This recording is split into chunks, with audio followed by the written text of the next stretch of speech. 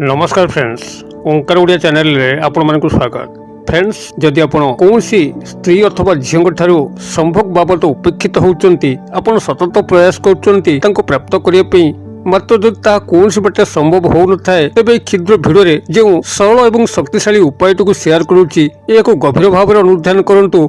आपण निश्चित भाव में से स्त्री अथवा झील ठारू खूब सहजरे आपण जहाँ तांको ठारू चाहूचंती ताहा प्राप्त करिकी रहिबे। तेबे यह जे केवल आपनकर संभोग क्रिया रे चमत्कार भाव में कार्य करे ताहा नुहे, बरं जीवन प्रत्येक क्षेत्र में आपण जेकोसी पुरुष व नारी को आकर्षण करिकरी आपनकर कोर्स मध्य कल्याणकर कार्य करिया पे चाहिए ता खूब सहजरे संगठित होई परिबो। एही क्रिया रे आपनकर मात्र गोटे वृक्षर आवश्यक अछि, जहा कि समस्तंकर बाड़ी बगीचा रे खूब सहजरे मिले। हुए तो आपण माने यार सठिक ना जानी नांती, ए वीडियो रे मु तार सठिक नाटी को शेयर करूची एवं एक सामान्य विधि जाकु कि समस्त खूब सहजरे एही विधिटी को पालन करि परिबे।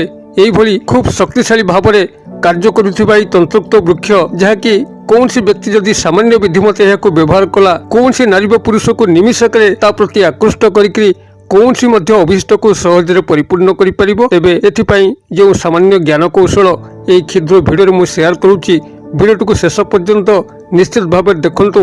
चैनल को प्रथम बार आसुले एभली कंटेंट रुचि रहउतिले चैनल करे थिबा लाल कलर सब्सक्राइब बटन क्लिक करी बेल आइकन क्लिक करी एवं ऑल नोटिफिकेशन पर क्लिक करी चैनल को सब्सक्राइब कर नेउ, जेभली कि आमे जेतल मध्य आपण मानक सेबारे एभली तंत्र मंत्र वीडियो अपलोड करिवु ता सर्वप्रथम नोटिफिकेशन आपण पाखरे पहुंचीबो एवं से सब को आपण माने सर्वदो देखिकरी किछि ज्ञान आहरण करि परिबे। तबे फ्रेंड्स, एबसु नजर पकेबा एक शक्तिशाली तंत्रोक्त वृक्ष, जार कि सामान्य विधिमत व्यवहार रे खूब चमत्कार सम्मान क्रिया संगठित होइताय। आपण स्त्री होइतांतु बा पुरुष, जदि आपण कहार मध्य दृष्टि आकर्षण करिकरी कौनसी मध्य अभिष्ट को परिपूर्ण करिया पे चाहूचंती, जदि कौनसी जटिल तंत्र मंत्र विधि आपनको दे हो नाही, तेबे ई सूक्ष्म विधि मते जेकोसी स्त्री अथवा पुरुष को आपण तत्काल आकृष्ट करिकरी आपनकर जेकोसी उद्देश्य को मध्य परिपूर्ण करि परिबे। ता आपनकर मनर संभोग कामना बाबद होइथाउ किंबा कौनसी सत्स्नेह प्रेम बाबद होइथाउ, परिवार मध्य विशृंखला चलथिले ताको सजाड़िया पे होइथाउ, पिता माता संतान मानक मध्य जदि कौनसी प्रकार वाद विसंवाद डिस्प्यूट चलथाए, तबे संसार रे शांति फेरे आनिया पे होइथाउ, अथवा निजर चाकरी वृत्तिगत क्षेत्र रे उपरिस्थ ऑफिसर कर्मचारी महल कौनसी नारी व पुरुष निजर आयत्त करिकरी कौनसी मध्य अभिष्ट को परिपूर्ण करिया पे होइथाउ, चाकरी अग्रगति चाकरी ट्रांसफर इनक्रीमेंट को बढ़िया पे होइथाउ, कौनसी मध्य उद्देश्य को आपण माने सहज विद्या रे परिपूर्ण करि परिबे, अथवा सामाजिक सांस्कृतिक क्षेत्र रे कौनसी नारी बा पुरुषंकर जदि सहयोग आपण एकांत चाहूथांती, मात्र ता आपनको प्राप्त होई पार न थाए, एई सूक्ष्म विधि मते ही आपण तांको निजर हाथ रे रखिकरी जेकोसी कार्य को सुंदर भाव में निभे पारिबे। तेबे एही चमत्कार संभव सेति बेले हबो जेतेबेले आपण माने एई सामान्य सूक्ष्म विधि को सठिक भाव में अनुसरण करिवे। एथिपई जो शक्तिशाली तंत्रोक्त वृक्षटी आवश्यक ताहा होछि आपनकर सुदर्शन वृक्ष। एई वृक्षटी आपनकर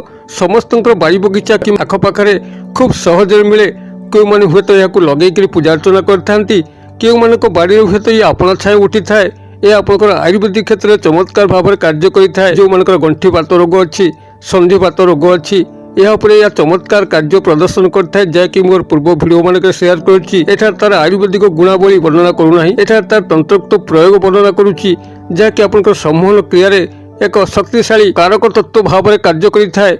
कौनसी नारी व पुरुष को क्षणिक मध्य आपनकर वशवर्ती कराइकरी कौनसी मध्य अभिष्ट को सहजरे परिपूर्ण करिथाए। तेबे एही सुदर्शन गच्छ, जहाँकि कई याकू ग्रामांचल आरिसा गच्छ बोली मध्य कहिथांती, आपन अंचल याकू कोन कहंती दयाकरी कमेंट बॉक्स रे लिखिले यार अन्य नाम गुड़िक समस्तंकर सामना को आसीबो। जो माने कमेंट्स पढ़ंती से माने निश्चित भाव में एही वृक्षर अन्य नाम गुड़िक जानि परिबे, आपन अंचल याकू कोन डाकंती निश्चित भाव में कमेंट रे शेयर करिवे। तेबे एही सुदर्शन वृक्ष जदि आपण गूगल रे सर्च करंती सुदर्शन प्लांट, तेबे एही सुदर्शन गछर अनेक गुड़िए चित्र आपण माने पाई परिबे। तेबे एही सुदर्शन वृक्षर केवल सामान्य जड़ी बा चेर ही आवश्यक। एही तंत्रोक्त क्रिया आपण माने व्यवहार करिया पई आपण माने कोन करिवे, जे कोनसी रविवार दिनर प्रभात समय यार जड़ी बा चेर को आपण संग्रह करिवे। तबे तार गोटे दिन आगु शनिवार दिनर संध्या बेले एही वृक्ष पाखक आपण माने एक लोटा जल, किछि धूपकाठी, मुठे अरुआ चाउल, गोटे गुआ सिंदूर एवं टंकिकिया मुद्रा ए सबु नेकी जिबे सेठारे जलार्पण करी धूपबत्तीटिए लगेई ता मूଳରେ ଅରୁଆ ଚାଉଳ ଏବଂ ତାପରେ ଗୋଟେ ଗୁଆ ଉପରେ ସିନ୍ଦୁର ଏବଂ ଟଙ୍କିକିଆ ମୁଦ୍ରା ରଖିକରି ଆପଣ ବୃକ୍ଷ ଦେବତାଙ୍କୁ ନମନ କରିବେ ଏବଂ କହିବେ ମୁଁ ସର୍ବଜନଙ୍କୁ ବଶୀଭୂତ କରିବା ସକାଶେ ମୁଁ କାଲି ପ୍ରଭାତରୁ ଆସିକରି ଆପଣଙ୍କର ଚେର ବା ଜଡ଼ିକୁ ସଂଗ୍ରହ କରିବି। ଆପଣ ମୋର এই ଉଦ୍ଦେଶ୍ୟରେ ମୋତେ ସାହାଯ୍ୟ କରିବେ। ମୋର କୌଣସି ମନ୍ଦ ଉଦ୍ଦେଶ୍ୟ ନାହିଁ। ମୁଁ ମୋର ନିଜର ବ୍ୟକ୍ତିଗତ କଲ୍ୟାଣ ସକାଶେ ମୁଁ ଏହାକୁ କରୁଛି, କାହାର କିଛି କ୍ଷୟକ୍ଷତି କରିବା ପାଇଁ ଚାହୁଁନି। ଆପଣ এই କଥା ଶନିବାର ଦିନ ସନ୍ଧ୍ୟାବେଳେ ସେଠି କହିକରି ବୃକ୍ଷ ଦେବତାଙ୍କୁ ନମସ୍କାର କରିକରି ଆସିଥିବେ ଏବଂ ତା ପରଦିନ ପ୍ରଭାତ ସମୟ ରବିବାର ଦିନ ପ୍ରଭାତ ସମୟରୁ ଆପଣମାନେ ସ୍ନାନ ସହିତ ଶୁଦ୍ଧପୂତ ହୋଇକରି ପୁନରାୟ 1 ଲୋଟା ଜଳ ଏବଂ ଧୂପବତୀ ଅଗରବତୀ ନେଇକରି ବୃକ୍ଷ ମୂଳକୁ ଯିବେ। ସେଠାରେ ଆପଣମାନେ ପହଞ୍ଚିକରି ଜଳାର୍ପଣ କରି ଧୂପବତୀ ଦେଇ ନିଜର ମନସ୍କାମକୁ ଜଣେଇକରି ଆପଣ ତାର ପୂର୍ବ ଭାଗରୁ ସାମାନ୍ୟ ଖଣ୍ଡେ ଚେର ସଂଗ୍ରହ କରିକି ଆଣିବେ। ତ ଚେର ଆପଣମାନେ ସଂଗ୍ରହ କରିବେ, ଏକ ନିଶ୍ୱାସରେ ସଂଗ୍ରହ କରିବେ ଏବଂ ସଂଗ୍ରହ କରିକି ତାକୁ ଗୃହକୁ ଆଣିକରି ନିଜ ପୂଜା ଘରେ ଧୌତ କରିକରି ଏକ ହଳଦିଆ କପଡ଼ା ଉପରେ ଏହାକୁ ରଖିବେ ଏବଂ ଆପଣଙ୍କର ଅକ୍ଷତ ଅରୁଆ ଚାଉଳ ସିନ୍ଦୁର ଏସବୁ ଦେଇକରି ଯଥାବିଧି ପୂଜାର୍ଚ୍ଚନା କରିବେ ଏବଂ ଏ ଯେଉଁ କ୍ଷୁଦ୍ର ମନ୍ତ୍ର କହୁଛି এই ক্ষুদ্র মন্ত্রକୁ ଆପଣମାନେ ସେଠି 108 বার ଉଚ୍ଚାରଣ କରିବେ। ମନ୍ତ୍ରଟି ଆପଣଙ୍କର ଏଇଭଳି ରହିବ, ଓಂ କାମଦେବାୟ ସର୍ବଜନ ମମ ବଶ୍ୟମ ବଶ୍ୟମ କୁରୁ କୁରୁ ସ୍ୱାହା। ମୁଁ ଆଉଥରେ କହିଦେଉଛି, ଓಂ କାମଦେବାୟ ସର୍ବଜନ ମମ ବଶ୍ୟମ ବଶ୍ୟମ କୁରୁ କୁରୁ ସ୍ୱାହା। ମୁଁ ଭାବୁଛି ଏହାର ବନାନ ଡାକିବା ପାଇଁ ପଡ଼ିବ ନାହିଁ, ଯେହେତୁ ଖୁବ୍ ସରଳ ମନ୍ତ୍ର। ଆଉଥରେ ଶୁଣି ନିଅନ୍ତୁ, ଓಂ କାମଦେବାୟ ସର୍ବଜନ ମମ ବଶ୍ୟମ ବଶ୍ୟମ କୁରୁ କୁରୁ ସ୍ୱାହା। ଏହି କ୍ଷୁଦ୍ର ମନ୍ତ୍ରକୁ ଆପଣମାନେ ସେଠି 108 ବାର ଉଚ୍ଚାରଣ କରିବେ। ଆପଣ 108 ବାର ଉଚ୍ଚାରଣ କରିବା ପାଇଁ କୌଣସି ଆପଣଙ୍କର ନାମ ଗୋତ୍ରରେ ସିଦ୍ଧ ହଳଦୀର ମାଳା କିମ୍ବା ତୁଳସୀର ମାଳାକୁ ବ୍ୟବହାର କରିପାରିବେ। ଯଦି ଆପଣଙ୍କର ନାମ ଗୋତ୍ରରେ ସିଦ୍ଧ କୌଣସି ମାଳା ନାହିଁ, ତେବେ ଯେକୌଣସି ଗଣନ ସାମଗ୍ରୀ ଯାହାକି ଆପଣମାନେ ଜାଣିପାରିବେ 108 ବାର ହେଲା, ଆପଣ ସେହି ଗଣନ ସାମଗ୍ରୀ ଉଦାହରଣ ସ୍ୱରୂପ ମୁଗ ବିରି ଗୁଆ ଏହାକୁ ବ୍ୟବହାର କରିକି ଆପଣ 108 ବାର ସେଠି ଉଚ୍ଚାରଣ କରିବେ। ଆପଣଙ୍କ ଚେରଟି ଅଭିମନ୍ତ୍ରିତ ହୋଇଗଲା ପରେ ତାକୁ ଯେକୌଣସି ଚାନ୍ଦି ରୂପା ତାବିଜରେ ଭରିକରି ଯଦି ପୁରୁଷ ଆପଣମାନେ ଦକ୍ଷିଣ ବାହୁରେ ବାନ୍ଧି ନିଅନ୍ତୁ ଲାଲ ଫିତା ସହାୟତାରେ ଏବଂ ନାରୀ ହୋଇଥିଲେ ବାମ ବାହୁରେ ବାନ୍ଧି ନିଅନ୍ତୁ, ଗଳାରେ ମଧ୍ୟ ଧାରଣ କରିପାରିବେ। ଏହାର ଧାରଣ ମାତ୍ରକେ ହିଁ ଆପଣ ନିଶ୍ଚିତ କିଛି ନା କିଛି ବ୍ୟତିକ୍ରମ ଲକ୍ଷ୍ୟ କରିବେ। ଆପଣ ଯେଉଁ ଯେଉଁ ଜୀବନଚର୍ଯ୍ୟାରେ ଆଗକୁ ଗଡ଼ି ଗଡ଼ି ଚାଲିବେ, ଦେଖିବେ ଯେଉଁ ଯେଉଁ ସ୍ଥାନରେ ଆପଣମାନେ ଅପମାନିତ ହେଉଥିଲେ, ଆପଣଙ୍କୁ କେହି ପଚାରୁନଥିଲେ, ଆପଣଙ୍କର ମୂଲ୍ୟ ସମସ୍ତେ ବୁଝିବା ପାଇଁ ଲାଗିବେ। ଆପଣଙ୍କର କଥାର ମହତ୍ଵ ରହିବ। ଆପଣ ଯେତେବେଳେ ଯାହାକୁ ଯେଉଁ କାମନା ଉଦ୍ଦେଶ୍ୟରେ କହିବେ ସେହି କାମନାଟିକୁ ଅପର ବ୍ୟକ୍ତି ନିଶ୍ଚିତ ଭାବରେ ଶୁଣିବ, ଯାହାଦ୍ୱାରା କି ଆପଣଙ୍କର ପ୍ରତ୍ୟେକ କାର୍ଯ୍ୟ ସୁରୁଖୁରୁରେ ସମ୍ପାଦିତ ହେବ। ଯଦି ସମ୍ଭୋଗ କାମନା ବାବଦ କୌଣସି ସ୍ତ୍ରୀ ଅଥବା ଝିଅ ପୂର୍ବରୁ ଆପଣଙ୍କୁ ଏ ଦିଗରେ ଇଗ୍ନୋର କରୁଥିଲେ, ଆପଣ ତାଙ୍କ ପାଖକୁ ଏହି ସୁଦର୍ଶନ ଜଡ଼ିର ଚେରକୁ ଏହି ବିଧି ମତେ ସଂଗ୍ରହ କରିକିରି ଏବଂ ଏହି କ୍ଷୁଦ୍ର ମନ୍ତ୍ରରେ ଅଭିମନ୍ତ୍ରିତ କରିକିରି ଯେଉଁଭଳି ଭାବରେ ବିଧି ନିର୍ଦ୍ଦେଶ କଲି ସେଭଳି ଭାବରେ ଏହାକୁ ଧାରଣ କରିକି ତାଙ୍କ ସାମ୍ନାକୁ ଥରେ ଚାଲିଯାଆନ୍ତୁ। ତାଙ୍କୁ ଆପଣଙ୍କର କୌଣସି ଅଭିପ୍ରାୟ ଜଣାଇବାର ନାହିଁ, ସେ ଆପଣଙ୍କର ଦର୍ଶନ ମାତ୍ରକେ ହିଁ ଏଭଳି କାମ ବିହଳିତ ହେବେ, ଯାହାକି ଯଦି ଆପଣଙ୍କର ସେ ଜାଗାରେ ସମ୍ଭୋଗ କ୍ରିୟା ସ୍ଥାପନ ପାଇଁ ଉପଯୁକ୍ତ ଅନୁକୂଳ ପରିବେଶ ଥାଏ, ସେ ଆପଣଙ୍କର ଚଳନୀୟ ହୋଇଥାନ୍ତି, ନିଶ୍ଚିତ ଭାବରେ ସେ ଆପଣଙ୍କର ସମ୍ଭୋଗ କାମନାର ବଶବର୍ତ୍ତୀ ହେବେ। ଆପଣଙ୍କର ଉଦ୍ଦେଶ୍ୟଟି ନିଶ୍ଚିତ ପରିପୂର୍ଣ୍ଣ ହେବ। ପ୍ରେମ ପ୍ରଣୟ ସ୍ନେହ ବାବଦ ହୋଇଥିଲେ ନିଶ୍ଚିତ ଭାବରେ ଲଭ୍ ରିଲେସନସିପ୍ ଆରମ୍ଭ ହୋଇଯିବ। ପରିବାର ମଧ୍ୟରେ ବିଶୃଙ୍ଖଳା ଚାଲିଥିଲେ ଆପଣ ଏହି ଜଡ଼ି ଯେଉଁଠାରୁ ଧାରଣ କରିବେ, ଆପଣଙ୍କ ପରିବାର ମଧ୍ୟରେ ଆଉ ବିଶୃଙ୍ଖଳା ଲାଗି ରହିବ ନାହିଁ। ପିତାମାତା ସନ୍ତାନ ପରସ୍ପର ଠାରୁ ଦୂରରେ ଥିଲେ ନିଶ୍ଚିତ ଭାବରେ ପାଖାପାଖି ହୋଇ ଆସିବେ। ପରିବାରଟିରେ ଆପଣଙ୍କର ନିଶ୍ଚିତ ଶାନ୍ତି ସ୍ଥାପନ ହୋଇପାରିବ।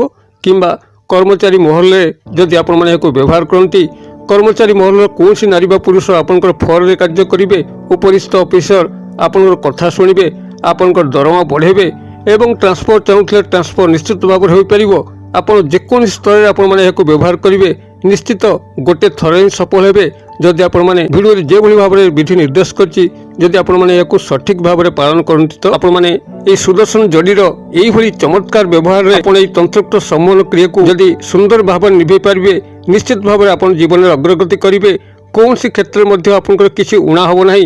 ଆପଣମାନେ ଏହି ସୁଦର୍ଶନ ବୃକ୍ଷର ଚେରଟିକୁ ଏହି ବିଧି ମତେ ବ୍ୟବହାର କରନ୍ତୁ, ଜୀବନରେ ଅନେକ ସଫଳତା ଲାଭ କରନ୍ତୁ। ଏହା ହିଁ ଭିଡ଼ିଓର କାମନା। ଯଦି ଭିଡ଼ିଓଟି ଆପଣଙ୍କୁ ଭଲ ଲାଗିଥିବ ନିଶ୍ଚିତ ଭାବରେ ଏହାକୁ ଲାଇକ୍ କରିବେ, ସାଙ୍ଗସାଥୀ ମହଲରେ ଯଥେଷ୍ଟ ମାତ୍ରାରେ ସେୟାର କରିବେ। ଭିଡ଼ିଓର କ୍ଷୁଦ୍ର ପରିସର ମଧ୍ୟରୁ ମୋତେ ଏଇଟା ବିଦାୟ ଦିଅନ୍ତୁ। ପୁଣି ଆପଣମାନଙ୍କ ସହ ଦେଖା ହେବ ଆଉ ଏଇଭଳି ଏକ ଶିକ୍ଷଣୀୟ ଭିଡ଼ିଓରେ। ସେ ପର୍ଯ୍ୟନ୍ତ ଦର୍ଶକ ବନ୍ଧୁ ଆପଣମାନେ ସମସ୍ତେ ମଙ୍ଗଳଙ୍କ କୃପାରେ ଭଲରେ ଥାନ୍ତୁ। ରହୁଛି। ସର୍ବେ ଭବନ୍ତୁ ସୁଖିନଃ, सर्वे सन्तु निरामया, सर्वे भद्राणि पश्यन्तु मा कश्चित् दुर्भग् भवेत्। ओं शान्ति, ओं शान्ति, ओं शान्ति। नमस्कार।